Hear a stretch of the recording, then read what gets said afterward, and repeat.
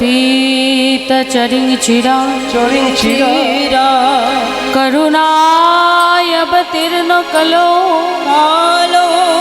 समर्पयत उन्नतियुज्ज्वलरसा स्वाभक्तिश्रिय हरिपूरत सुन्दरदूति सदा सन्दीपित हृदय कंदरे स्फुरत वक्षोचिनन्दन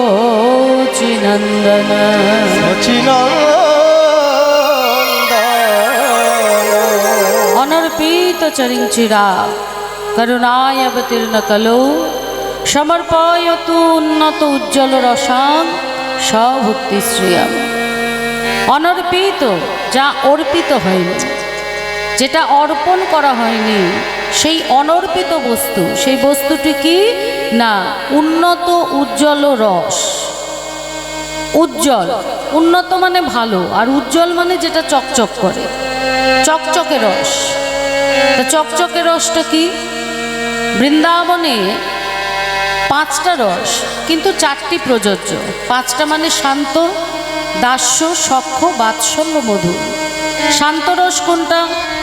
মুনিগণ, যোগীগণ, ঋষিগণ যারা গহ্বরের ভিতরে বসে একটা মাত্র ঘিয়ের প্রদীপ জ্বালিয়ে সদা সর্বদা ধ্যান করছে, আমি জীবাত্মা, তুমি পরমাত্মা, তোমার মাঝে তুমি আমায় বিলীন করে নাও, এই রসটা হচ্ছে শান্ত রস। দাস্য রস, তুমি হলে প্রভু, আমি হলাম দাস, তোমার চরণে যেন সেবা করতে পারি। যেমন রামচন্দ্র প্রভু আর হনুমান হলেন দাস। শান্তরসের থেকে দাস্যরস হচ্ছে একটু উন্নত।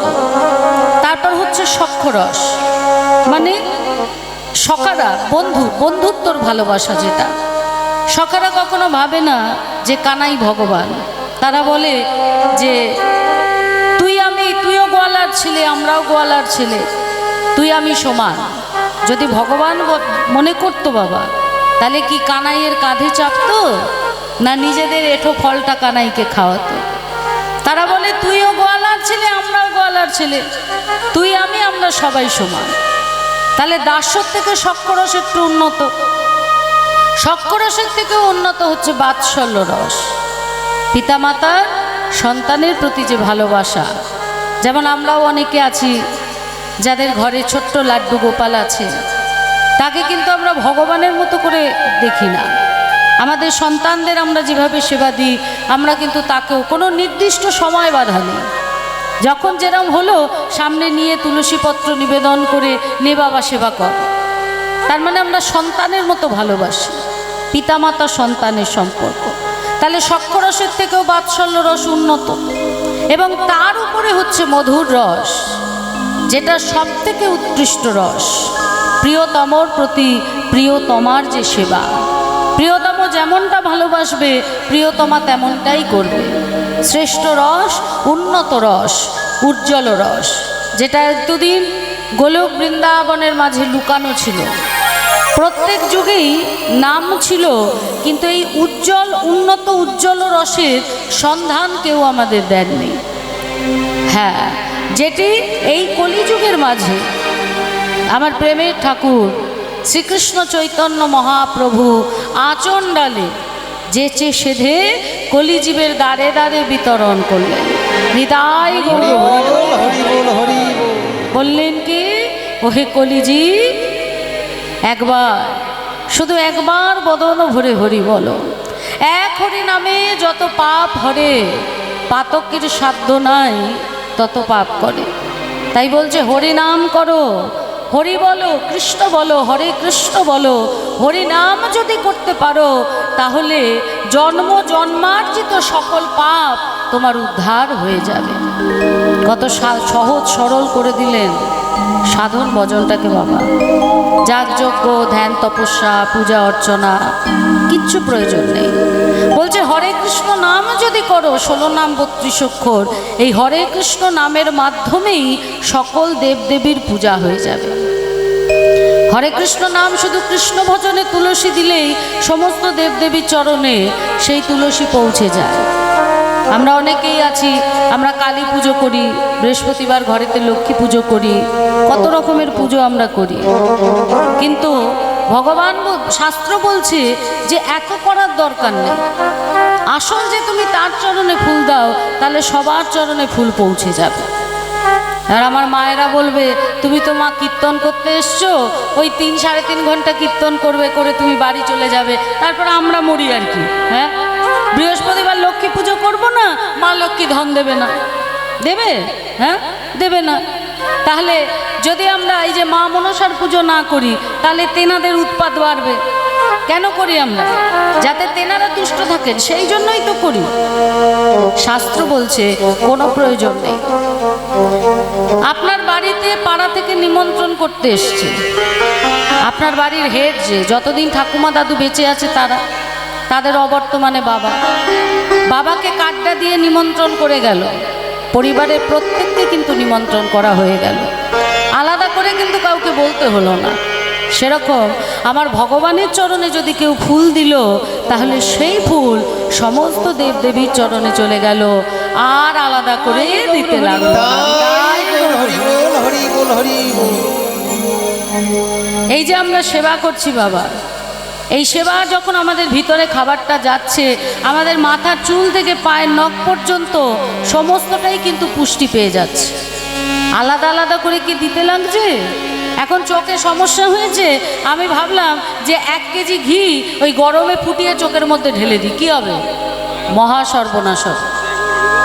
কানে ব্যথা করছে, আরে 500 সর্ষের তেল ফোঁটা ফুটিয়ে কানে ঢাল, সারা জীবনের মতো কানটা চলে যাবে, সর্বনাশ হয়ে যাবে।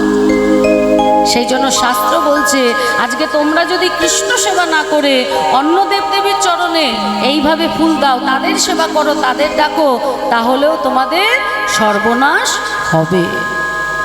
তা আমরা বলবো কই, আমরা লক্ষ্মী পুজো করছি, আমরা কালী পুজো করছি, আমরা সরস্বতী পুজো করছি, কই আমাদের তো সর্বনাশ হচ্ছে না। হচ্ছে না কেন জানো? কারণ ওই যে ব্রাহ্মণ ঠাকুর পুজো করছে, সেই ব্রাহ্মণ ঠাকুর আগেই সর্বনাশের রাস্তাটা বন্ধ করে দিচ্ছে। যখনই ভগবানের চরণে, যখনই কালী পুজোয় বলুন, লক্ষ্মী পুজোয় বলুন, সরস্বতী পুজোয় বলুন, সমস্ত ফুল, সমস্ত নৈবেদ্য সব কিছু তিনি গোবিন্দ চরণেই দিচ্ছে। হরিবোল হরিবোল। যখন লক্ষ্মী পুজো হয়, মা পাশে বসালো, বসিয়ে কি মন্ত্র বলছে? নমো শ্রী বিষ্ণু, নমো শ্রী বিষ্ণু, নমো শ্রী বিষ্ণু বলছে কি? নমো শ্রী লক্ষ্মী, নমো শ্রী লক্ষ্মী, নমো শ্রী লক্ষ্মী বলছে না। শুধু লক্ষ্মী পুজো কেন, যে কোনো পুজো ঠাকুর মশাই কি বলছে? নমো শ্রী বিষ্ণু, নমো শ্রী বিষ্ণু, নমো শ্রী বিষ্ণু। সঙ্গে নারায়ণ থাকছে, নারায়ণ শিলা নিয়ে যাচ্ছে, এবং তারপর কি বলছে? বলছে হাত জোর করো, নমো অপবিত্র পবিত্র মা সর্বাবস্থান গত পিবা যৎসরিত পুণ্ডরিকাক্ষ সবাহ্যং অভ্যন্তর শুচি, নমো শুচি, নমো শুচি, নমো শুচি। তারপর বলছে আবার হাত জোর করো, মাধব মাধব মাধব বাচি, মাধব হৃদি সায়ন্তী সাধব মাধব সর্বকার্যেষু সর্বকার্যেষু শ্রীহরি নমো শ্রীহরি নমো শ্রীহরি। এখানেই দেখুন মাধব মাধব বাচি, মাধব হৃদি, মাধবকেই কিন্তু দিচ্ছে, শ্রীহরির নাম করছে। তারপরে বলছে হাত জোর করে বলো, হে কৃষ্ণ করুণা সিন্ধু দীনবন্ধু জগৎপতে গোপেশ গোপিকা কান্ত রাধাকান্ত নমস্তুতে। তারপর আবার বলছে কি? নমো ব্রহ্মণ্য দেবায় গো ব্রহ্মণ্য হিতায় চ জগদ্ধিতায় শ্রীকৃষ্ণায় গোবিন্দায় নমো নমঃ। তাহলে কি হলো? মন্ত্র বলুন, ফুল বলুন, যাই বলুন, সব কিন্তু কৃষ্ণ চরণে গেল, তাই না? তাহলে বাবা, আমাদের যখন ভগবান সেই অধিকারটা দিয়েছে সরাসরি তার চরণ লাভ করার, তাহলে আমরা মেন লাইনে না গিয়ে কড লাইনে হয়ে কেন মেন লাইনে যাব? সব দেবদেবী ঘুরে কেন কৃষ্ণচরণ যাব? আমাদের তো ভগবান সেই জায়গাটা দিয়েছে, আমরা সোজা মেন লাইন ধরে একদম তার চরণে পৌঁছবো। তারপরেও আমরা কড লাইন ঘুরে আসছি, আর ঘুরে ভগবানের চরণে আসছি, এসে পুষ্পাঞ্জলি দিচ্ছি। বলছে এমনটা করলে হবে না। কৃষ্ণ বলো, হরে কৃষ্ণ বলো, হরি বল বলো, সবসময় হরে কৃষ্ণ নাম করো। আরো বলবো বাবা, 84 লক্ষ জনি পরিভ্রমণ করে মানব জন্ম, 80 জন্ম অন্যান্য সব কিছু, আর 4 লক্ষ হলো মানব জন্ম। 80 লক্ষ 4 লক্ষের মধ্যেও একটা ফারাক টেনে দিয়েছে, একটা লম্বা রেখা। ওই 80 লক্ষের পর বলছে যেমন কর্ম তেমন ফল। 4 লক্ষ মনুষ্য জন্ম দেব বটে, কিন্তু যেমন কর্ম করে এসছো সেইভাবেই ওই 4 লক্ষ জন্মে তুমি যাবে। এবার সেই জন্মে যদি তুমি সাধন ভজন সঠিক কাজ করতে পারো তবে তুমি গোবিন্দ চরণ পাবে, নচেত আবার তোমায় ফিরে আসতে হবে। নিতাই গৌর হরি বল। এত কিছু জানার পরেও আমরা ভগবানের চরণ কি সেবা করি সেইভাবে? এই যে এই গ্রামটা এত সুন্দর গ্রাম, অনেকে আছে যারা হরিভজন করে বাবা, অনেকে আছে তারা আবার হরিভজন করে না, তাই না? তা তুমি ভগবানকে ভালোবাসো না তাতে কোনো অসুবিধা নেই, ভালোবেসো না, কিন্তু যারা ভালোবাসে তাদের পিছনে বাপু লাগবে যেন, তাই না?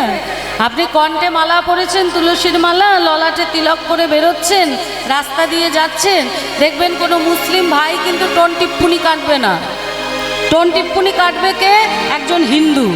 এই হিন্দু জাতিরই, কারণ আমরাই হচ্ছি আমাদের সব থেকে বড় শত্রু।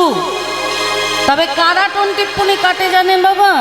যারা পূর্বজন্মে পশুকুলে জন্মেছিল, কোনোভাবে ভাগ্যক্রমে এ জন্মে মানব জন্ম পেয়ে গেছে, কিন্তু পেলে কি হবে, তার যে ওই স্বভাবটা রয়ে গেছে, সেই জন্য তারা এই অপিশাচিক কাজগুলো করে থাকে।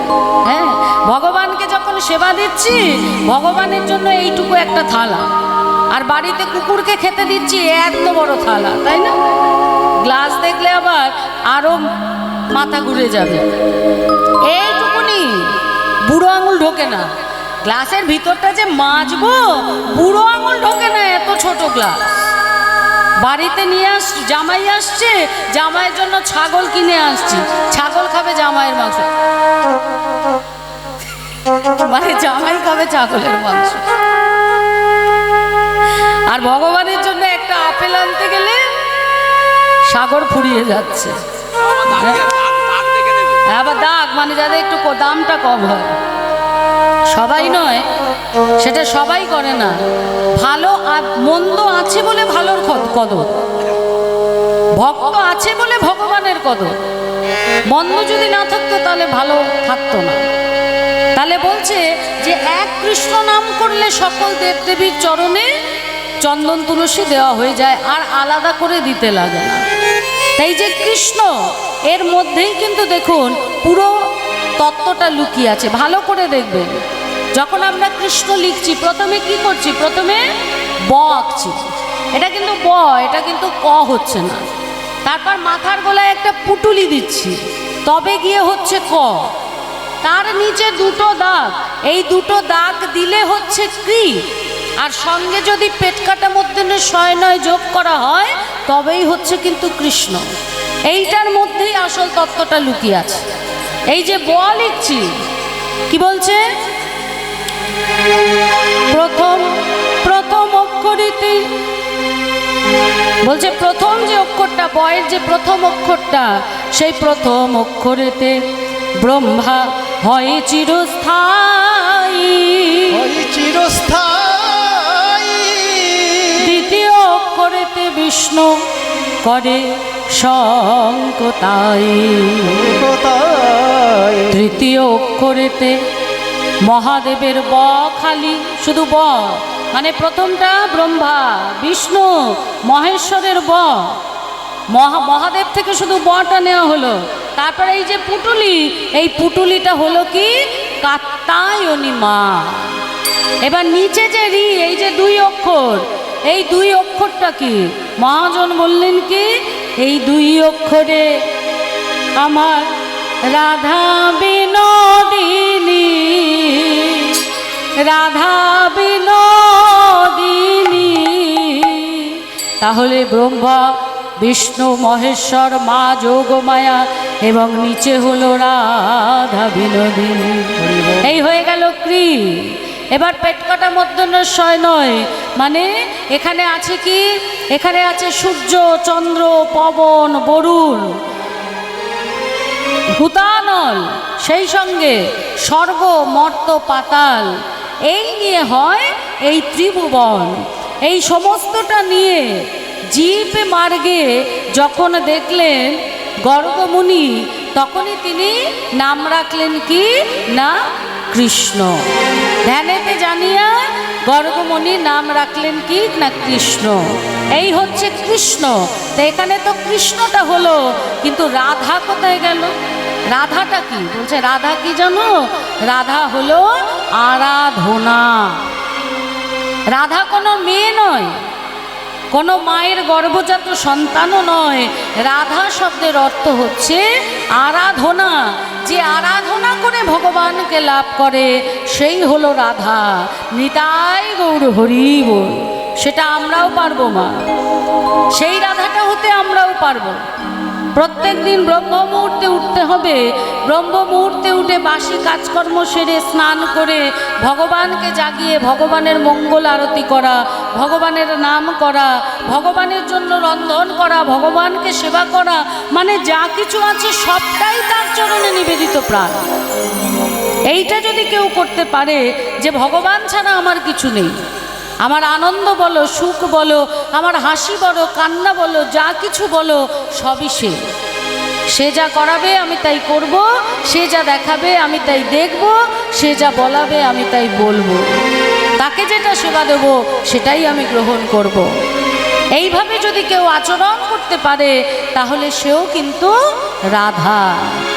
রাধারানী তো আলাদা নয়, ভগবান শ্রীকৃষ্ণের আনন্দিনী শক্তি, সচ্চিদানন্দ স্বরূপিনী হলেন আমার রাধা। ভগবান শ্রীকৃষ্ণের বাম অঙ্গ থেকে যার আবির্ভাব ঘটেছে সেই হচ্ছে রাধা। আর যারা আচরণ করতে পারে তারাও হয় রাধা, কিন্তু সেই রাধা হয় না, কিন্তু তাদেরকেও রাধা বলছে আমাদের শাস্ত্র।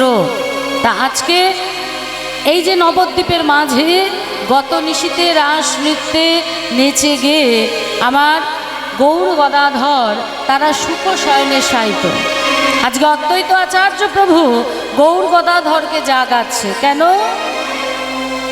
অরুণোদয় ভেলো কমল পরকা, অরুণোদয় ভেলো কমল পরকা, অরুণোদয় ভেলো কমল পরকা, অরুণোদয় ভেলো কমল পরকা, তেজল মধুকর কুমুদিনী পার, তেজল মধুকর কুমুদিনী পার, তেজল মধুকর আর তো মেনে নিশি নাই গো, দেখো আর তো মেলে নিশি নাই গো, আর তো মেনে নিশি নাই গো, আর তো মেনে নিশি নাই গো, কুমুদেবা বন্ধ হলো আর তো মেনে নিশি নাই গো, দেবার বন্ধ হলো আর তো মেলে নিশি নাই গো, অরুণোদয় ভেলো কমল পরকা। অরুণ মানে হলো সূর্য। প্রকারান্তরে সূর্যের অনেক নাম বাবা। সূর্য যখন উদিত হচ্ছে তখন অরুণ, সূর্য যখন মধ্য গগনে তখন তরুণ বা দিবাকর, আর সূর্য যখন অস্ত যাচ্ছে তখন হলো সে অস্তগামী সূর্য। হ্যাঁ, যেমন অরুণ, দিবাকর, অস্তগামী সূর্য। আমাদের জীবনটাও কিন্তু তাই। আমাদের জীবনে অরুণটা কখন? একদম শৈশবকাল, যখন আমাদের জন্ম হচ্ছে তখন আমাদের জীবন হচ্ছে অরুণ। যখন আমাদের জীবন যৌবনে গিয়ে যাচ্ছে তখন হচ্ছে কি তরুণ বা দিবাকর, আর বৃদ্ধ বয়স যখন যাবার সময় তখন হচ্ছে অস্তগামী সূর্য। আকাশে যখন অরুণের উদয় হয় তখন শালুক মানে কমল ফুল মুদিত হয়ে যায়, আর কমল পদ্ম ফুল প্রস্ফুটিত হয়। এবার সারা রাত ভ্রমর কুমুদ ফুল মানে শালুক ফুলে বসে মধু পান করেছে। এবার যখন দেখছে অরুণ উদয় হয়েছে তখন মনে মনে ভাবছে শালুক তো এবার মুদিত হয়ে যাবে, তাহলে আমাকে উড়ে গিয়ে কমল ফুল পদ্ম ফুলে বসতে হবে। তাই সেই শালুক ফুল সেখান থেকে ধীরে ধীরে উড়ে যাচ্ছে কোথায় বসার জন্য, না পদ্ম ফুলে মানে কমল ফুলে বসার জন্য। অরুণ উদয় ভেলো কমল পরকাশ, তে জল মধু করো কুমুদিনী পাশ। কুমুদিনীর কাছ থেকে উড়ে গিয়ে সে কমল মানে পদ্ম ফুলের মধ্যে বসছে। দেখবেন অনেকে বলে যে কৃষ্ণ ভজন যে করব শৈশব কাল থেকে কেন করব, যখন বয়স হবে। এখন কি কৃষ্ণ ভজন করার সময়? এখন তো পড়াশুনো করার সময়, তাই না বাবা? এই সময়টা চলে গেলে আর তো হবে না। কিন্তু শাস্ত্র কি বললেন? শাস্ত্র বলছে চারিবেদ সদদর্শন পড়িয়া যে জন, সে যদি গৌরাঙ্গ নাহি ভজে তবে বৃথা তার অধ্যয়ন। লোচনে বিহীন জন দর্পণে অন্ধে কিবা কাজ। শৈশবকালে তুমি তার পড়ার পিছনে সময় দিলে ভালো রেজাল্ট করবে, মানুষের মতো মানুষ হবে। সে ভালো রেজাল্ট করলো, একদম ফার্স্ট বয় ফার্স্ট গার্ল, দারুণ রেজাল্ট করেছে, মাধ্যমিক উচ্চ মাধ্যমিকে স্টার, কিন্তু গৌর চিনল না, গৌর জানলো না, গৌর ভজল না, সংস্কার শিখল না, তাহলে তার ওই পাণ্ডিত্যটা কি হবে? দর্পণে অন্ধে কিবা কাজে। দর্পণ মানে আয়না। একজন অন্ধের সামনে আয়না ধরিয়ে দিলে অন্ধ যেমন ওই আয়না দিয়ে কিছু দেখতে পায় না, তেমনি এত পাণ্ডিত্য তুমি অর্জন করলে কিন্তু তুমি গৌর চিনলে না, গৌর জানলে না, তোমার এই পাণ্ডিত্যটাই হয়ে গেল বৃথা। তাই সবার আগে গৌর জানতে হবে। তাই বলছে না, গৌর জানলে সব জানা হলো, গৌর জানলে সব জানা হলো, গৌর জানলে সব জানা হলো, গৌর জানলে সব জানা হলো, শাস্ত্র জানলে জানা হলো, গৌর জানলে জানা হলো। তো জানলে জানা সবাই হলো, বদন ভরে গৌর বলো, জানলে জানা হলো, বদন ভরে গৌরী বলো, জানলে জানা হলো, বদন ভরে গৌরী বলো, জানলে জানা হলো, গৌর জানলে সব জানা হলো। হ্যাঁ হ্যাঁ সেটা ঠিক বাবা। আমার মেয়ের এই জিনিসটা খুব আছে, আপনাদের সকলের আশীর্বাদ। কারণ গর্ভে থাকতেও আমি কীর্তন করেছি, সেখান থেকেও সে শুনেছে, যখন বেরিয়েছে তখনও কীর্তনের প্রতি অদ্ভুত তার টান, অদ্ভুত অনুরাগ। কিন্তু একটা তার অবজেকশন, সেটা হলো আমি মায়ের মতো কীর্তন করব না। কারণ আমি যদি মায়ের মতো কীর্তন করি তাহলে আমার মেয়েও কাঁদবে। কোন দিক দিয়ে কথাটা ভেবে দেখুন। তখন 1.5 বছরও বয়স হয়নি, বাড়িতে বৈষ্ণব বাবাজিরা এসছেন বায়না করতে, তাদেরকে সেবা দেওয়া হয়েছে, মাথা ঠুকে প্রণাম করছে। তারা যখন সেবা করে উঠেছে তখন সবাইকে দক্ষিণা দিয়ে পায়ে হাত দিয়ে প্রণাম করছে, 1.5 বছরও বয়স হয়নি। তারা মাথায় হাত দিয়ে তাকে আশীর্বাদ করছে, তুমি মায়ের মতো কীর্তন করো। আদো আদো কথা, তখনও তো স্পষ্ট কথা না, বলছে না আমার মেয়ে তাঁতবে। তারা তো বুঝতে পারছে না আদো আদো কথা কি। আমি ভালো করে শুনছি, তখন শুনছি ও বলছে আমার মেয়ে তাঁতবে। তার মানে আমি যে ওকে লোকের কাছে রেখে গানে চলে যাই, কাজের লোকের কাছে রেখে গানে চলে যাই, বা ঠাকুমা যতদিন ছিলেন ঠাকুমার কাছে, ও যে আমার জন্য কাঁদে, ওর বাবার জন্য কাঁদে, ওইটুকুনি মেয়ে ওটা ভেবে নিয়েছে আমিও যদি গান করতে যাই তাহলে আমার মেয়েও কাঁদবে। আমি কীর্তন শুনবো, আমি কীর্তন শিখবো, আমি সব করব, কিন্তু আমি কীর্তন গাইবো না, আমি ঘরে বসে গাইব। সুন্দরভাবে সকালবেলা ভগবানের আরতি করে, সন্ধেবেলা ভগবানের আরতি করে, যখন বাড়িতে থাকে ভগবানকে সেবা দেয়, বাড়িতে ভগবানের রোজ প্রসাদ হচ্ছে, সেই প্রসাদ পায়, কোনো বায়না নেই, কিছু না। এই যে আজকে যে দুবেলা মিলে প্রায় 6, 6.5, 7 ঘন্টা কীর্তন হবে, ও কিন্তু বসে শুনবে, ওর মধ্যে কোনো ছটফটানি নেই। এটা আমার কোনো কৃতিত্ব নয়, এটা আপনাদের আশীর্বাদ। আপনাদের কাছ থেকে এত আশীর্বাদ আমি পেয়েছি, আমার মাধ্যমে আমার মেয়ে তো নয়, আমার রাধারানীর মেয়ে তার কাছে গিয়ে পড়েছে।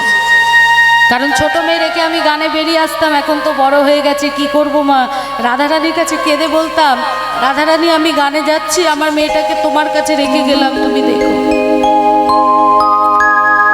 আবার রাধারানী ওকে এভাবে মানুষ করেছে।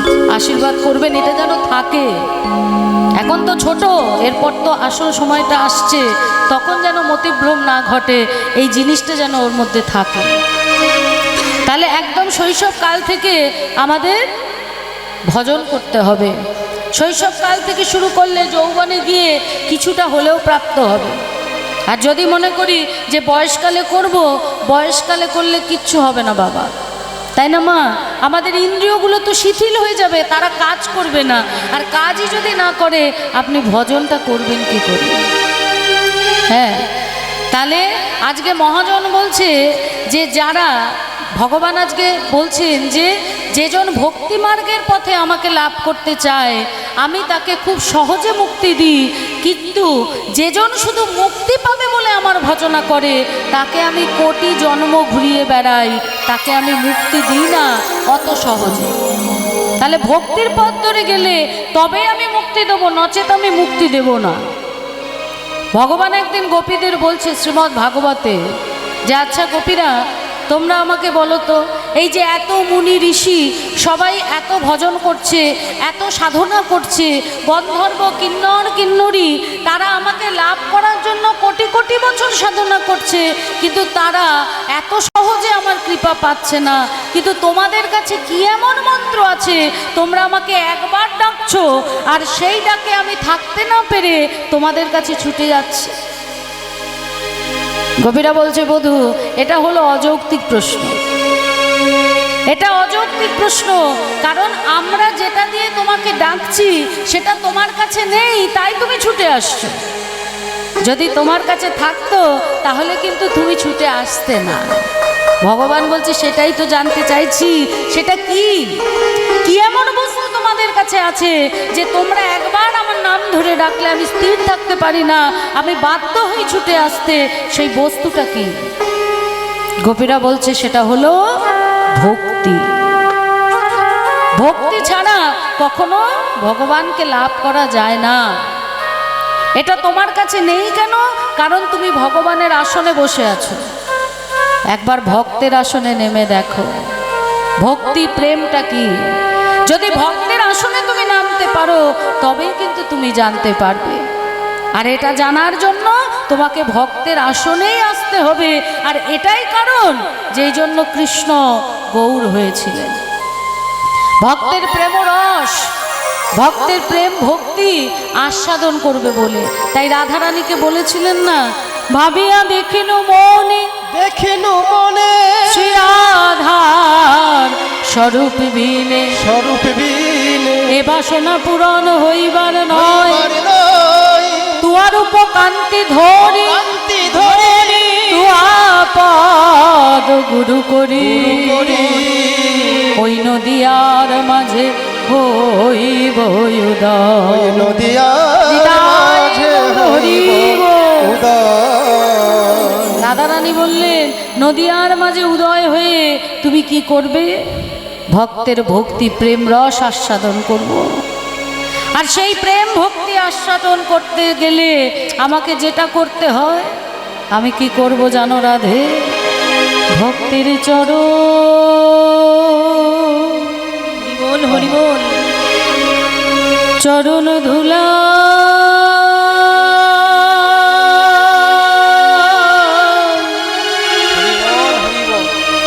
চরণ ধুলাই গড়াগড়ি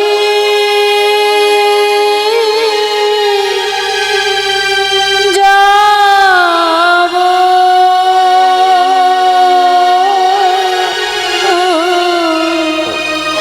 ও গো রাধে গো,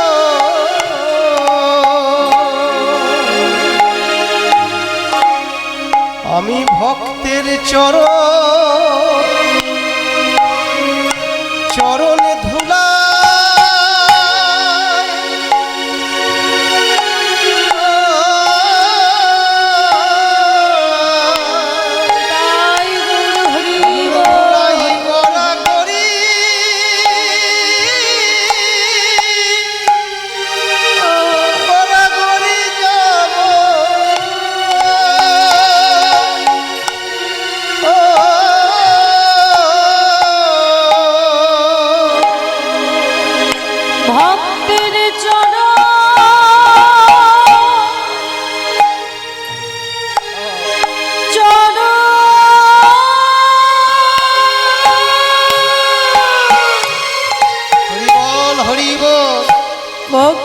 চরণ ধুলি আমি অঙ্গে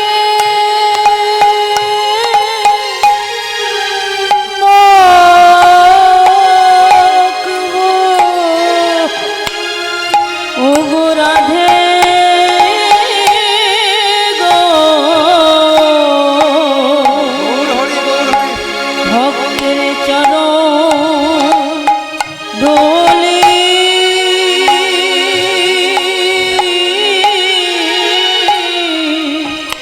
ধুলাই গড়াগড়ি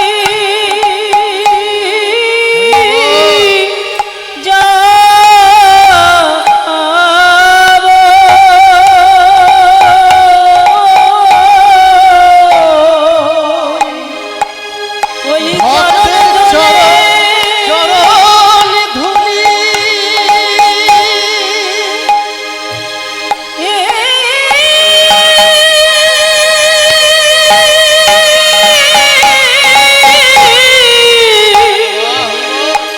আমি অঙ্গে মাখিব।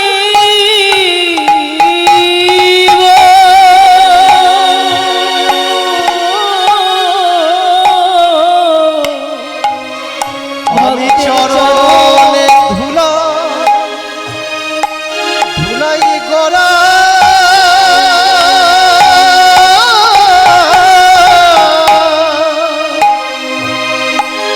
ধুলাই গড়া গড়ি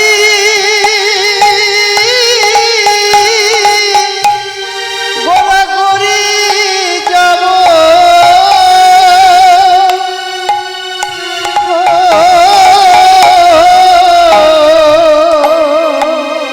ভক্তির চরণ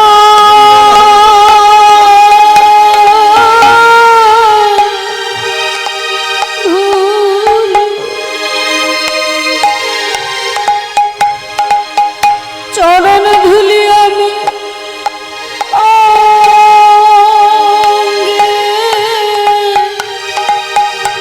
মাখবো।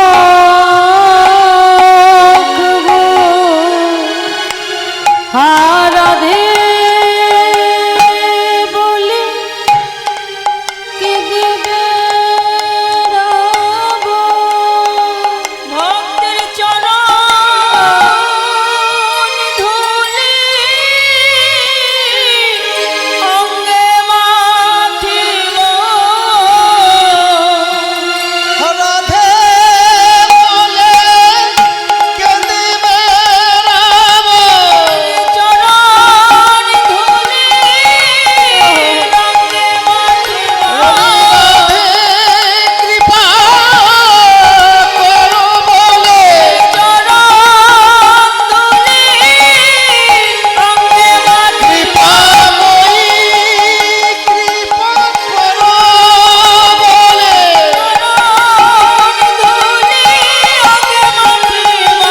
দয়াময়ী দয়া করো বলে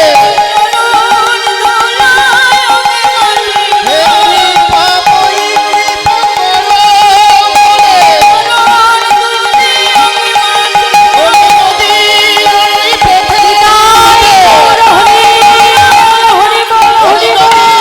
নদীর পথে পথে নদীর পথে পথে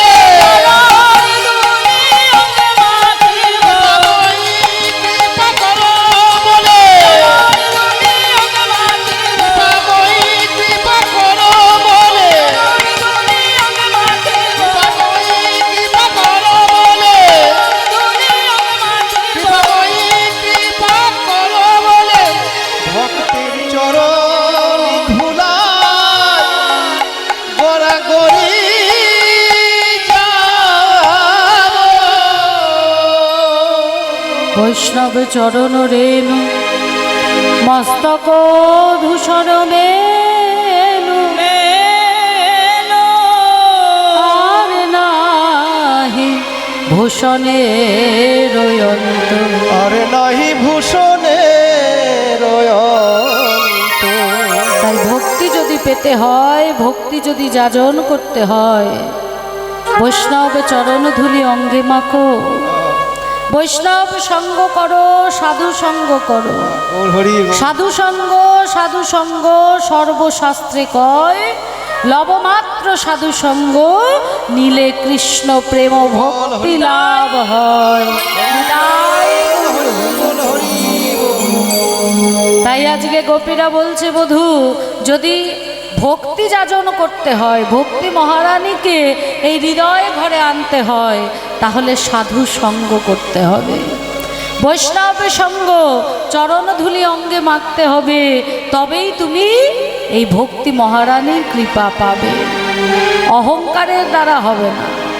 মা বাবা, আজকে যদি আমার মেয়ে বলে, মা তুমি আমায় কতটা ভালোবাসো, আমি হয়তো বলবো এতটা ভালোবাসি। আরে এতটা মানে কতটা? আরে এতটা, আরে কতটা বলবে তো মা? আমরা মায়েরা কি বলতে পারবো যে বাবা তোকে এইরকম এতটা ভালোবাসি? বলতে পারবো না। বাচ্চা বলছে বুঝতে পারছি না তুমি কতটা ভালোবাসো, বুঝবো কি করে? তখন মায়েরা কি বলি, এখন বুঝবি না বাবা, বুঝবি এখন বুঝবি না, কিন্তু একটা সময় বুঝবি। সেই সময়টা কখন? যখন তুই বাবা হবি বা যখন তুই মা হবি, তখন তুই বুঝবি যে Tuj তোর সন্তানকে কতটা ভালোবাসিস। নিতাই গৌর হরি বল, হরি বল, হরি বল। এটা বলে বোঝানো যায় না। তাই আজকে গোপীরা বলছে, বধূ এই ভক্তিটা কেমন, এটা তুমি তখনই বুঝবে যখন ভগবানের আসনটা ছেড়ে দিয়ে তুমি ভক্তের আসনে বসবে। এটা ভক্তের ঘরে পাওয়া যায়, এটা তোমার ঘরে পাওয়া যায় না। আর যদি তোমার ঘরে পাওয়া যেত, তাহলে তুমি কখনো ভক্তের ঘরেতেই আসতে না। নিতাই গৌর হরি বল, হরি বল, হরি বল। তাহলে প্রেম ভক্তি দ্বারা ভগবানকে পাওয়া যায়, কিন্তু অহংকারের দ্বারা ভগবানকে পাওয়া যায় না, তাই না বাবা? ভগবানের আকার আছে আবার নেই। আমরা বলি ভগবান নিরাকার, কিন্তু ভগবান তো নিরাকার নয়। ভগবানের আকার আছে আবার আকার নেই, তাই না?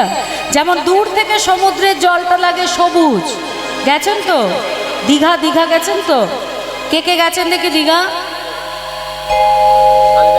আচ্ছা, পুরী কে কে গেছেন? পুরী দুহাত। এটা স্কুল নয়, এটা হরিবাসর। স্কুলে বলবে প্রেজেন্ট ম্যাম, এখানে নয়, এখানে দুহাত। তাহলে পুরী অনেকজনই গেছে। যারা ভক্ত তারা পুরী যায়, যারা অভক্ত তারা দীঘা যায়। কারণ দীঘাতে কিছু নেই, তবে হ্যাঁ ওখানে যে জগন্নাথ দেবের মন্দির হচ্ছে, এবার ওটাও কিন্তু ভক্তের আওতায় এসে যাচ্ছে। এবার ভক্তরা যাবে, কারণ অক্ষয় তৃতীয়ার দিন শুনছি যে ওই পুরীর আদলে বানানো যে মন্দির, সেই মন্দির উদ্বোধন হবে অক্ষয় তৃতীয়ার দিন। এইবার ওখানে ভক্তের আগমন হবে। তাই এই যে আমরা যাই, দূর থেকে যখন সমুদ্রের পাড়ে দাঁড়িয়ে থাকি, মা সমুদ্রের জলটা কেমন লাগে? সবুজ। দূর থেকে সমুদ্রটা সবুজ লাগে না বাবা? কিন্তু যখন আমরা জলটা ভরে নিয়ে আসছি, তখন কিন্তু জলটা সবুজ নয়। আপনি যে পাত্রে ধরবেন সেই পাত্রের আকার ধারণ করছে। ঠিক তেমনি এই যে নিচ থেকে আকাশটাকে দেখছি, আকাশী। আপনি যখন প্লেনে করে যাবেন ওই আকাশের মধ্যখান দিয়ে, তখন কিন্তু আর আকাশী রং দেখতে পাবেন না, তখন হবে সাদা। যেমন সমুদ্রের জলের আকার আছে আবার নেই, আকাশের রঙের আকার আছে আবার নেই, তেমনি ভগবানেরও আকার আছে আবার আকার নেই।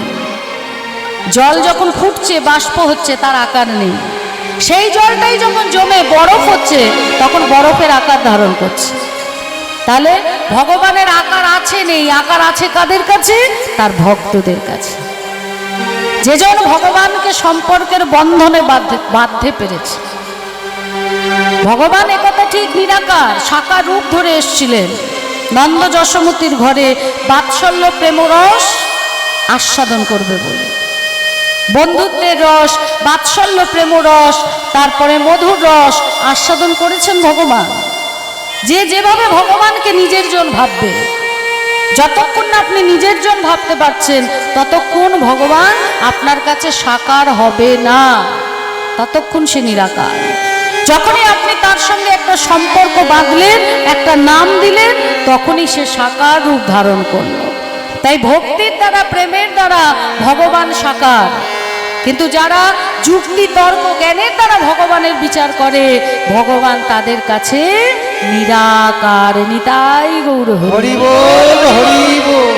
তাই রজনীকান্ত সেন গাইলেন না, একটু ছোট করে গাইছি। তুমি অরূপ স্বরূপ সগুণ নির্গুণ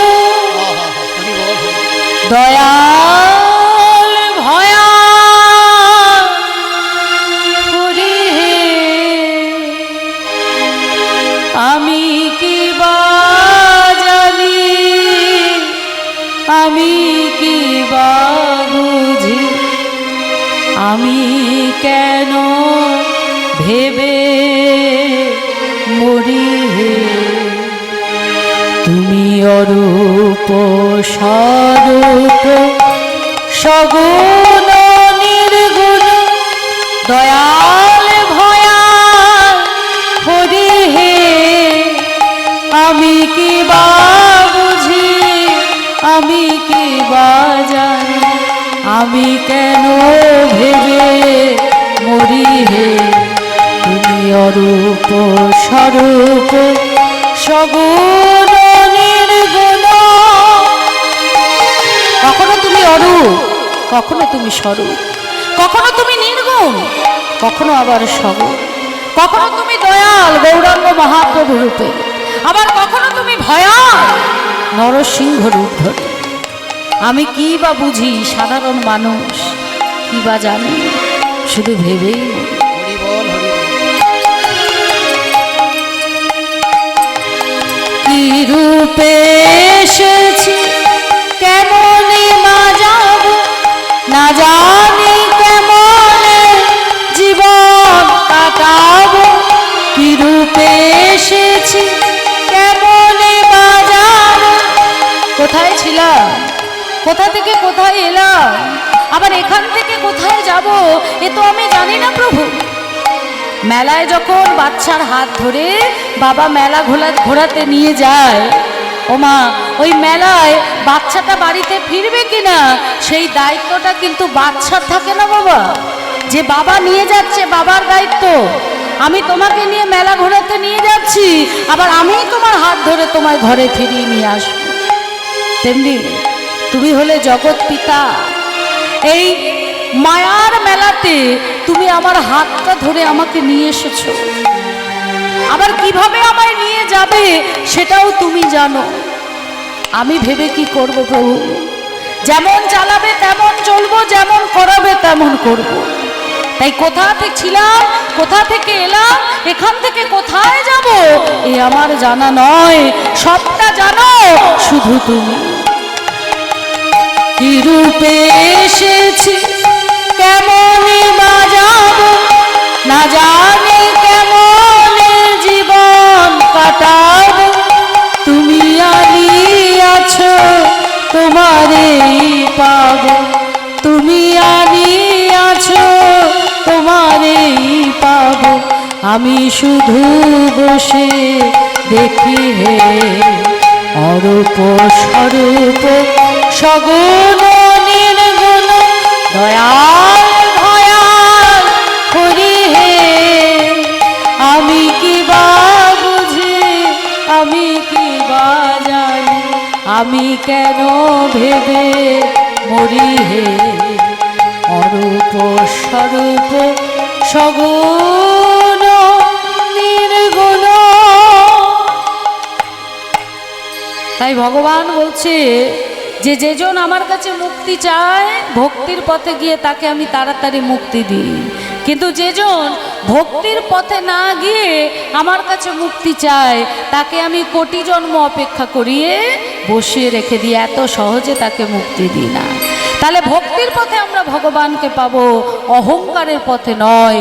অহংকারে মত্ত হইয়া নিতাই পাদ পাশরিয়া, যা কহিব সত্য করি মানি, নিতায়ের করুণা হবে তবে ব্রজে রাধা কৃষ্ণ পাবে। ধরো ধরো নিতায়ের চরণ দুখানি, নিতাই হরি বল হরি বল হরি বল। তাহলে বাবা যখন আমাদের ভজন করতে হবে, ওই উড়য় হচ্ছে অরুণ, ওই ছোট্ট বয়স থেকে করতে হবে। হ্যাঁ, আজকে অরুণ উদয় ভিল কমল পরকাশ কমল পরকাশ জল মধুকর কুমুদিনী পাশ কুমুদিনীর পাশ। পদকর্তা বাসুদেব ঘোষ, যিনি গৌরলীলা পরিকর। বাসুদেব ঘোষে কহে মনের হরিষে, আর বাসুদেব ঘোষে কহে মনের ঘোষে কত সুখে নিদ্রা যাহে গোরা নিদের আলিশে। আর কত সুখে নিদ্রা যাহে গোরা নিজের আলিশে। আর ঘুমায়ে থেকো না হে, আর ঘুমায়ে থেকো না হে সুখের নিশি প্রভাত হলো। আর ঘুমায়ে থেকো না হে, সুখের বেশি আর ঘুমায়ে থেকো না হে। গৌরহরি দেখো সূর্য উদয় হয়েছে, এবার জাগো জাগো হে, জাগো জাগো হে। জাগো জাগো হে। জাগো জাগো হে অরুণয় দয় হলো, জাগো জাগো হে। অরুণয় দয় হলো গৌর হরি জেগে উঠিল, অরুণোদয় হলো আমার গৌর হরি জেগে উঠিল। অরুণোদয় হলো গৌর হরি জেগে উঠিল, অরুণোদয় হলো গৌর হরি জেগে উঠিল, অরুণোদয় হলো গৌর হরি জেগে উঠিল। অরুণোদয় হলো বলি আর ঘুমায়ে থেকো না হে। তাহলে সবার প্রথমে জাগলো পাখিরা, তারপর ভক্তগণ, তারপর জাগলেন নিতাই চাঁদ, তারপর অদ্বৈত আচার্য, তারপর আমার নিতাই গৌর জাগলেন। আর হ্যাঁ, গৌর গদাধর জাগলেন। যখনই গৌর গদাধর বাইরে এসেছে, জয় দেয় জয় দেয় জয় দেয় জয় দেয় জয় দেয় জয় দেয়, জয় দেয় জয় দেয় আহা জয় দেয় জয় আজ দেয়। নদীবাসী সবাই জয় দেয় জয় দেয়, আজ নদে বাসি সবে জয় দেয় জয় দেয়। আজ নদীবাসী সবাই জয় দেয় জয় দেয়। আজ না দেবাসী সবে গৌর হরি জাগিল রে নিতাই, নদীবাসী সবাই গৌর হরি জাগলো বলে। আজ না দেবাসী দেখো গৌর হরি জাগলো বলে, আজ না দেবাসী সবে গৌর হরি জাগলো বলে আজ না দেবাসী সবাই জয় দেয় জয় দেয়। বাসুদেব ঘোষে কহে মনের হরিষে, মনের হরিষে কত সুখে নিদ্রা যাও হে গোরায় আমার নিদের আলিশে। কত সুখে নিদ্রা যাও হে গোরা নিদের